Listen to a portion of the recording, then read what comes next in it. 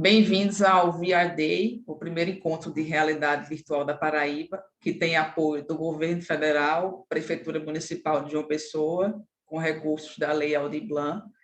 O nosso convidado de agora é o Giovanni Rocha, com o tema Aplicações no Jornalismo e Patrimônio Histórico.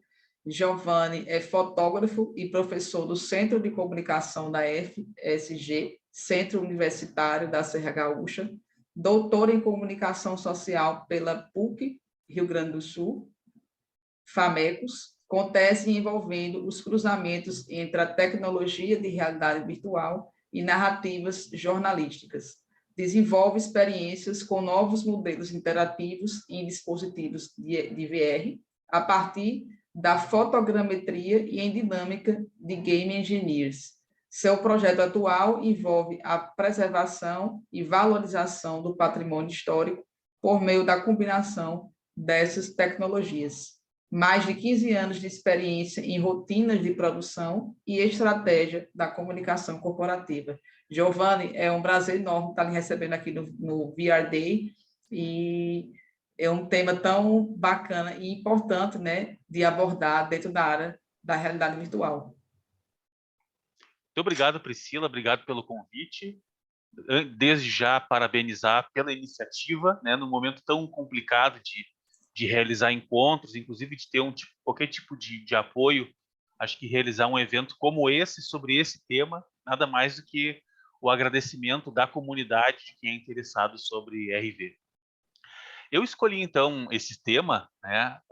Escolhi não, eu acho que os temas que me escolheram, tanto o jornalismo como a realidade virtual, e a minha proposta hoje de conversar um pouco com o público do VRDA é pensar sobre outras possibilidades, sobre mais possibilidades para essa tecnologia, assim como acho que a maioria, vamos dizer, da comunidade, eu gosto dos games, gosto dos aplicativos.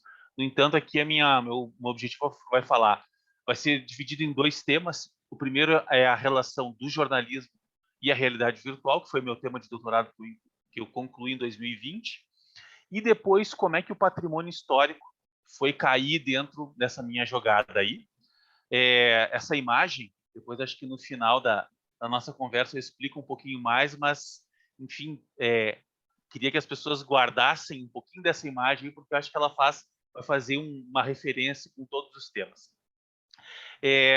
Antes de tudo, eu sou fotógrafo, né? Trabalho há 20 anos com comunicação corporativa, trabalhei em empresas na área de assessoria de imprensa, trabalhei com publicidade. Desde 2010, o meu foco sempre foi a produção de imagens, tanto para empresas como banco de imagens e tudo mais. No entanto, em 2012, 2013, mais ou menos, eu comecei a acompanhar alguns trabalhos da professora Núñez de la Peña. Ela é jornalista, documentarista, trabalhava na UC, na Califórnia. Me chamou a atenção algumas coisas que começavam a aparecer com o tema de realidade virtual, né, e por acaso vinculado ao jornalismo. E assim, eu passei os anos 90 vendo algumas revistas que apareciam as pessoas utilizando aqueles óculos e tudo mais. E aí, nesse meio tempo, eu tinha concluído já o mestrado na área de jornalismo, queria voltar a pesquisar o tema, e pensei, puxa, então tá aí o objetivo de eu juntar as coisas, né? Continuar o tema do jornalismo, né, e com os trabalhos que a professora Núñez de la Peña estava andando, e com isso andar no meu objetivo de pesquisa. Então, no período mais ou menos de 2014 até 2020, consegui dar uma navegada com quase todos os dispositivos, tanto de RV como de realidade aumentada, né? Hoje trabalho aqui, vou falar especificamente sobre realidade virtual, mas no fim das contas as tecnologias elas acabam se conversando. Acho que, né, os outros palestrantes, né, os outros colegas que vão falar, acho que já vão falar um pouco dessa indústria. Mas em 2014, que eu me lembro que foi o ano assim que eu pensei, não, vou começar a pesquisar sobre realidade virtual, aqui do lado direito ou esquerdo da tela. Essa era a indústria, né? Esses eram os players que circundavam esse tema de realidade virtual. A gente mais conseguia ter acesso a esse tipo de tecnologia eram em fóruns, né? As coisas não tinham aparecido tanto ainda, o Facebook ainda não tinha comprado a Oculus e tudo mais. E o que a gente vê é que nesses 5 anos, aqui está 2019, esse aqui cresceu ainda mais, desde agora em 2022, mas isso é só para entender como é que as coisas, pelo menos, começaram para mim, no universo, quando eu comecei a estudar o tema, ao que hoje a gente está enfrentando. No entanto, mesmo com toda essa visibilidade, né, que eu já identificava dentro da economia de realidade virtual, o tema a qual eu queria fazer as relações, que era o jornalismo fazia questão de confundir as coisas, né? Não é uma crítica, né? Mas às vezes o ato de simplificar da narrativa jornalística, né, de fazer com que todo mundo compreenda um tema, na minha opinião, ele acaba mais confundindo do que ajustando. Então a própria CNN lá em 2013, quando começava a se preparar para o lançamento dos seus conteúdos em realidade virtual, dizia isso. Como é que você vê realidade virtual? Puxa, aí dava para ver realidade virtual no computador, no telefone e num headset que ninguém tinha, né? Então, nesse meio tempo de querer compreender o que estava acontecendo com a produção de jornalismo e realidade virtual, o que eu encontrava era, entre aspas, uma confusão causada pelo próprio jornalismo. Tem um tema que eu acho bem interessante. Se você ainda não tem uma filmadora, Eu uma não sei câmera se digital e um produto que tem as se você mesmas funções que o conheceu, mas iPod, pelo menos você quando eu tem que ligar comecei agora, porque na a Tecnomania você envolver vai ter com tudo isso e muito fotografia, mais por menos. tinha a chamada TechPix. A TechPix era a câmera que fazia absolutamente tudo. Ela filmava, ela gravava, ela era memory card, ela era card de som. E o meu medo é que acontecesse com a realidade virtual o que era a TechPix. Então, com uma câmera a gente fazia tudo. O meu doutorado tentou colocar as coisas mais ou menos no lugar, pelo menos para a parte na área de pesquisa. Junto com isso, o que aparecia também nos discursos sobre realidade virtual? Não, a realidade virtual é um lugar onde a gente vai entrar e a gente não vai mais sair, né? Vai ser essa coisa, esse mundo louco onde as pessoas são levadas para dentro desse mundo artificial. O filme lá, esqueci agora o Homer Man lá, eu acho que ajudou a potencializar essas coisas, mas, no entanto, com a pesquisa para o doutorado, a grande verdade é que muito do que a gente estava recebendo nos anos 2010, 2015 sobre a realidade virtual era, na verdade, um eco, né, dos anos 90, uma mistura ainda com a cibercultura, né, esse ambiente de internet que a gente também, lá nos anos 90, 2000, quando os computadores começaram a entrar dentro das nossas casas, a própria imprensa não sabia como é que lidava com isso. Então, meu doutorado fez questão de tentar levar, principalmente para jornalistas, né, para comunicadores, um modo não é ser crítico com a tecnologia, mas de tentar compreender que essa tecnologia também pode ser utilizada para o jornalismo.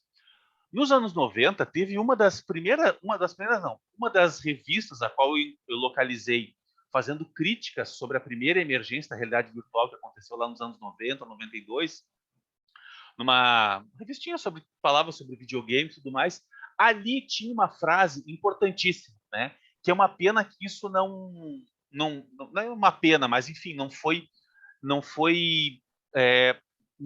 como a realidade virtual na minha concepção, ela pode ser muito bem explicada. É visualização. É disso que se trata, né? Não é levar ninguém para outro planeta. Se alguém quiser, bom, a gente pode ser levado para outros planetas lendo um livro, né? A gente pode conhecer outras realidades com um documentário. Então, não é a realidade virtual, é muito mais a narrativa que nos leva.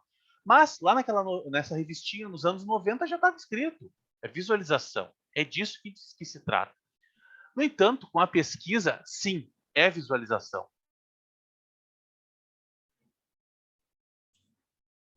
Eita, Giovana, teu áudio deu uma falhadinha. Perdão, eu retorno então. Então, não se trata, sim, é visualização, né? Eu vou fazer o seguinte, se você me permite, eu vou tirar um pouquinho o meu vídeo, pode ser? Sim, com certeza. Eu vou tirar um pouquinho o meu vídeo, porque já apareceu que a minha conexão aqui não tá legal, peraí. Só um minutinho. Parou justamente aí, em visualização. Espera aí que eu já vou fazer o seguinte. Aí. Acho que talvez assim melhore um pouquinho. Então, sim, é sobre visualização que a gente está tratando, mas é também sobre interatividade, né?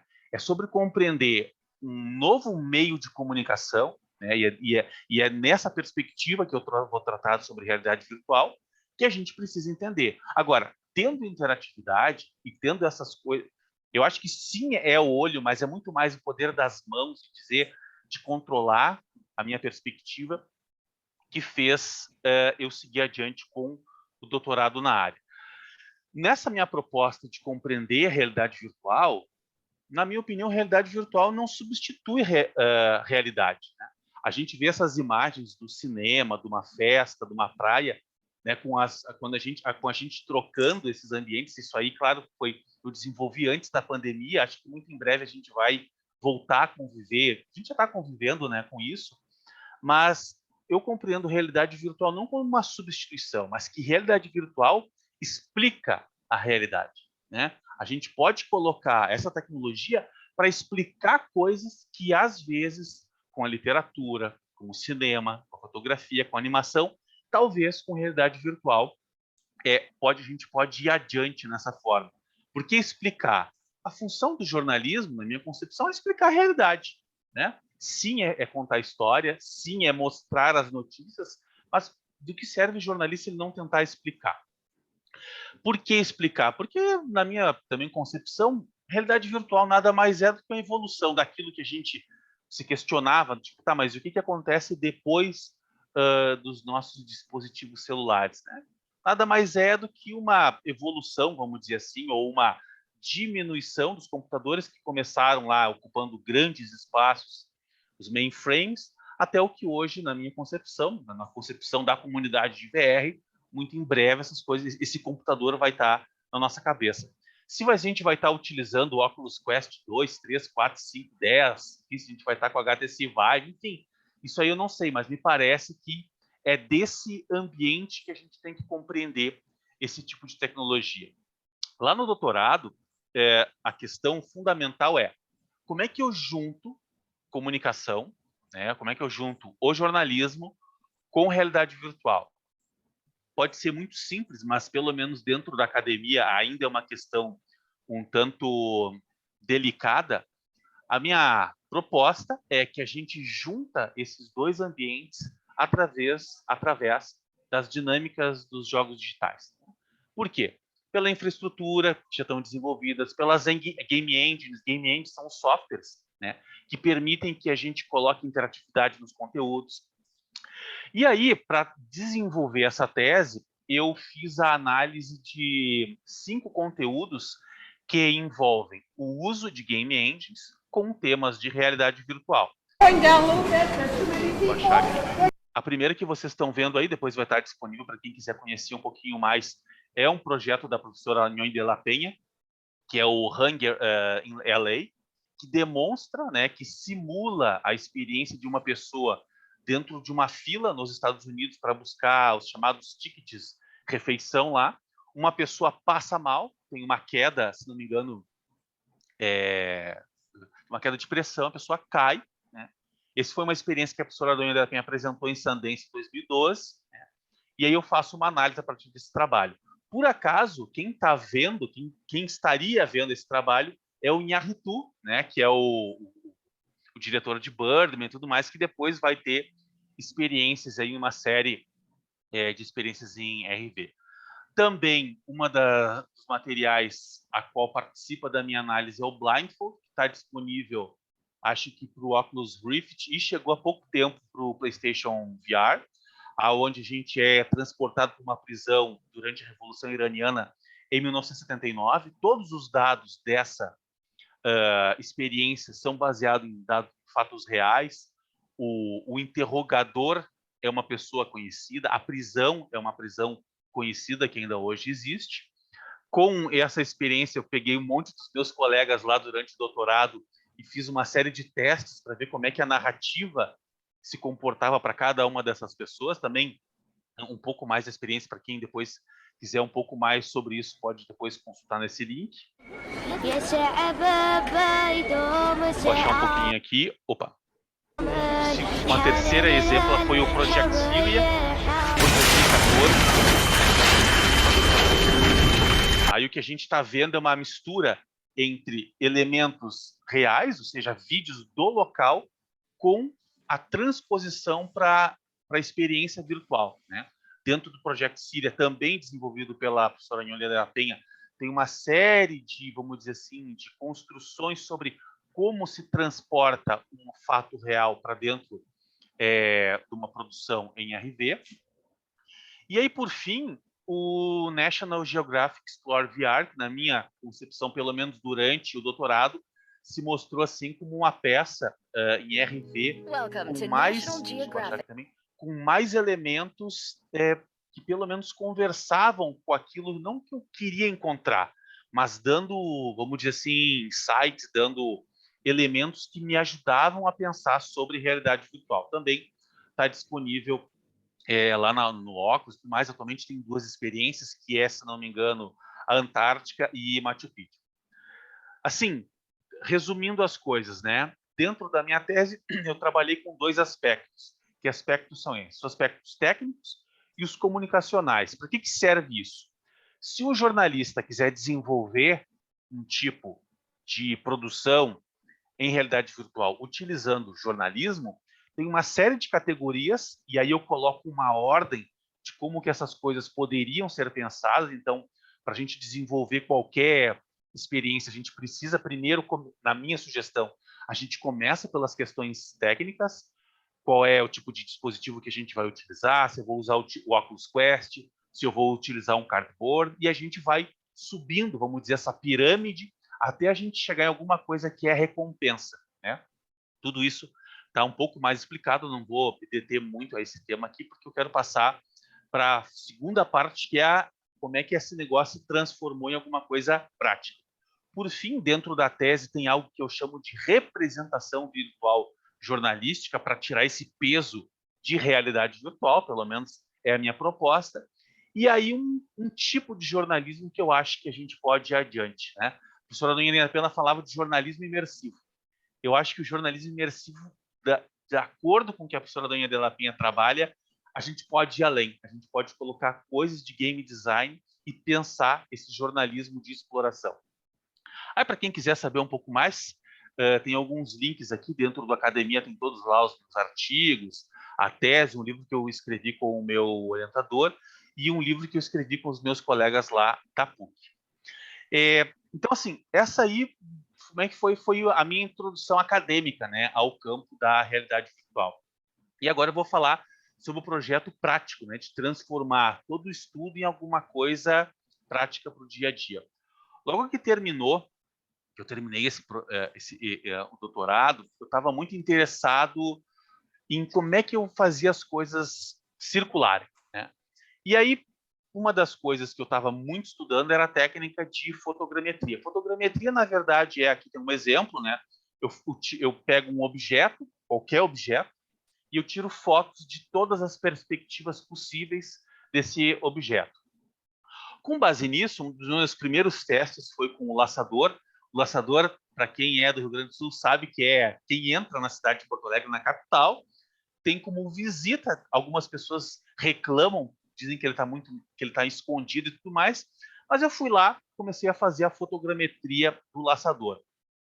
Porque tinha um projeto, inclusive agora que já finalizou, que era a questão da reforma, de tudo mais dele, eu fui lá, fiz a fotogrametria do laçador, e meus primeiros testes era muito mais de trabalhar com realidade aumentada do que propriamente com realidade virtual. Aí fiz alguns testes com ele, coloquei o laçador dentro do meu quarto para fazer uma brincadeira, tipo, porque as pessoas discutem, mas o laçador em que lugar da cidade ele tem que ficar?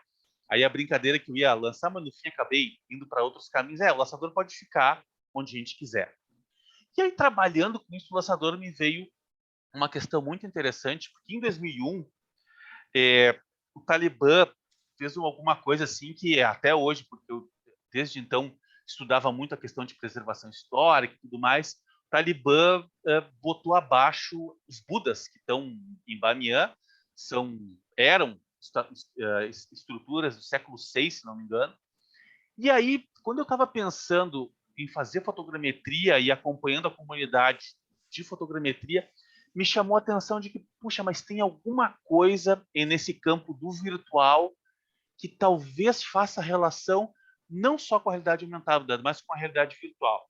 Aí eu comecei a pensar o seguinte, porque quando a gente chega num museu, né, quando a gente vai num sítio histórico, a gente tem essa visão de compreender que o museu é bem iluminado, que o museu é grande e tudo mais.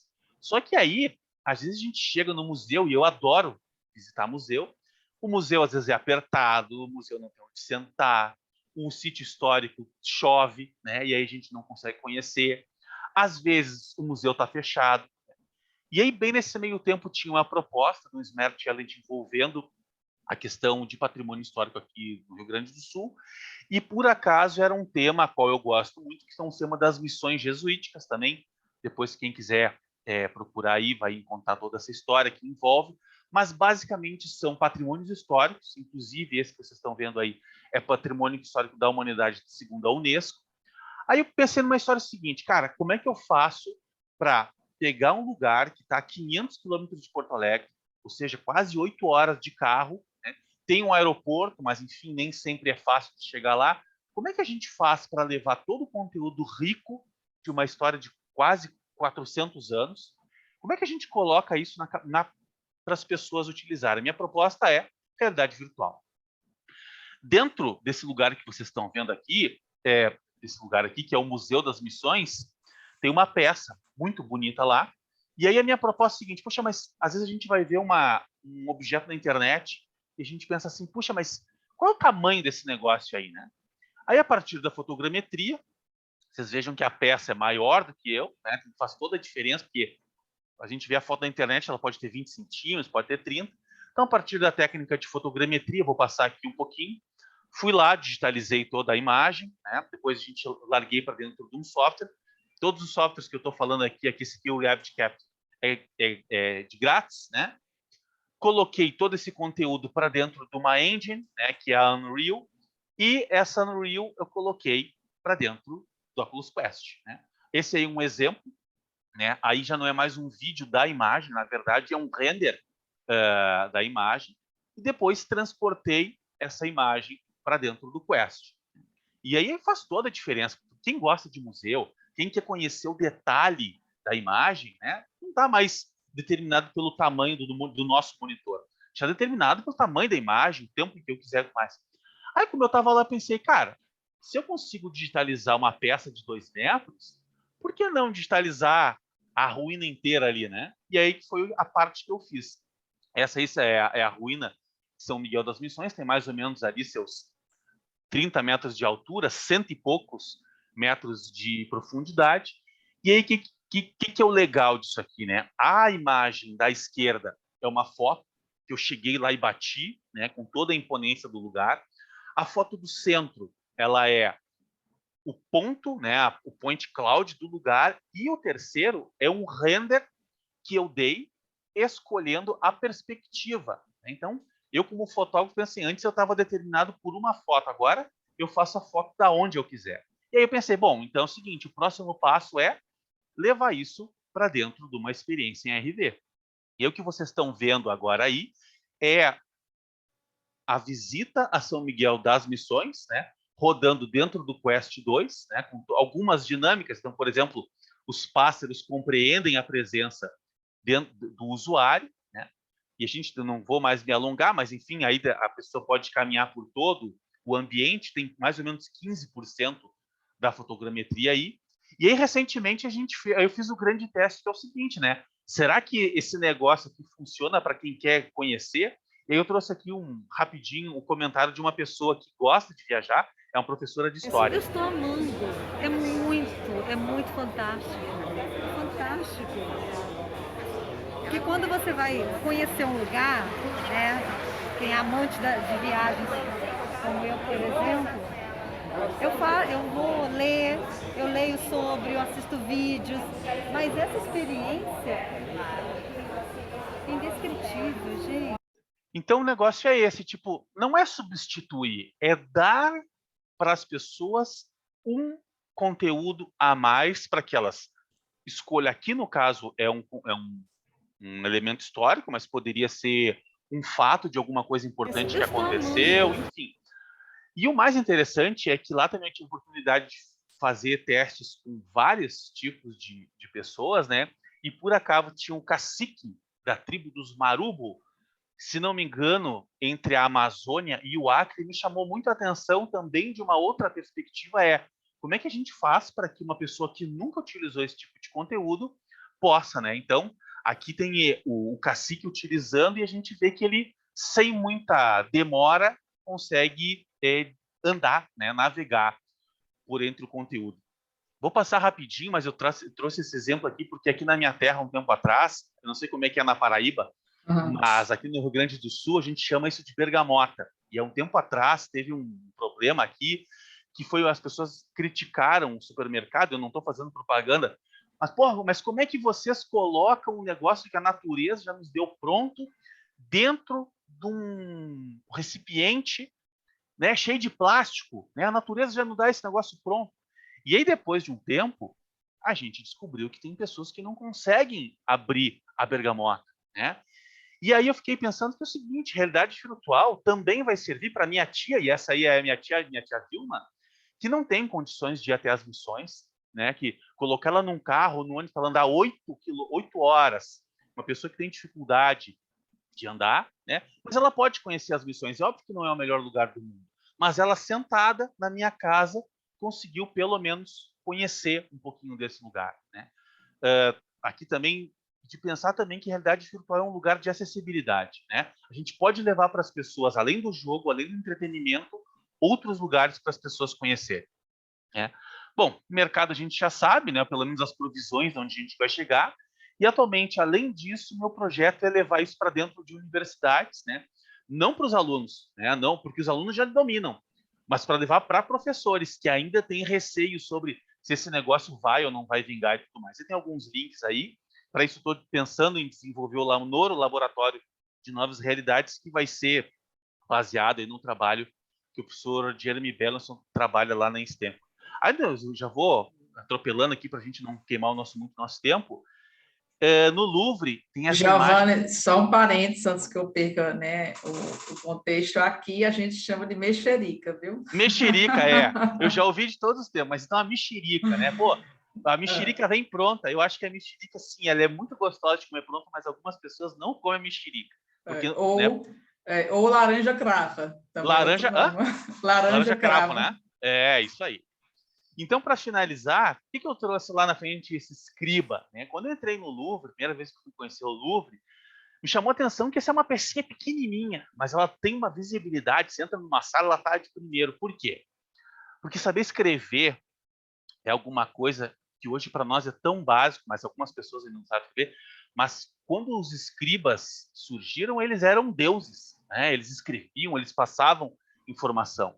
Eu acho que pelo menos dentro do campo da comunicação, pelo menos falo do campo que eu conheço, cada vez mais saber escrever, talvez saber escrever em código, vai ser fundamental, né? Há um tempo atrás, escutando uma palestra do Laganaro, lá da arte, falando sobre essa questão de a gente se preparar, sobre conteúdos que não são mais estáticos, eles são iterativos, experimentais. Eu fico pensando o quanto que nós, comunicadores, a gente precisa começar a saber escrever. Se vai ser em código, se vai ser em blueprint, enfim. Mas tem alguma coisa no campo da programação, no campo de compreender dinâmicas que cada vez mais me chama a atenção para esse mundo. Eu, recentemente, fiquei muito impactado com The Last of Us, que é um jogo do sistema PlayStation, que, além de saber escrever, tem um momento muito crucial na saga, onde o jogo, bem pequenininho, te diz o seguinte, aperte agora esse botão. E eu acho que para nós da comunicação, sejamos jornalistas, narrativos, publicitários, além de saber escrever, em algum momento a gente vai ser desafiado a dizer para o nosso leitor, usuário, operador, agora é o momento de você apertar.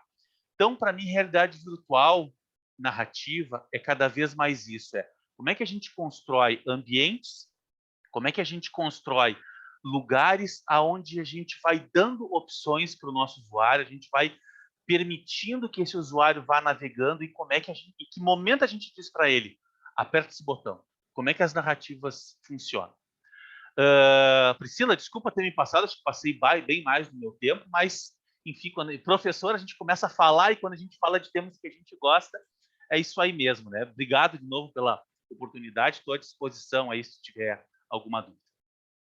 Giovanni, muito rica a sua palestra, tá de parabéns mesmo. É outra visão que você traz, né, sobre essa questão da fotometria, é muito interessante. É uma missão também minha levar, né, a realidade virtual para as universidades, então estabelecer essa parceria desde já com você aqui no VR Day.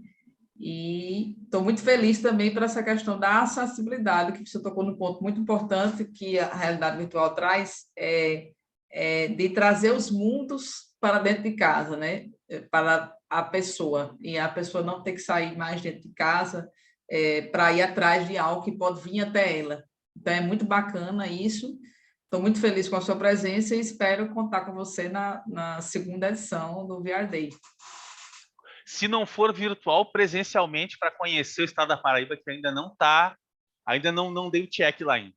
Vai ser bom, vai ser ótimo. Muito obrigada. Eu que agradeço.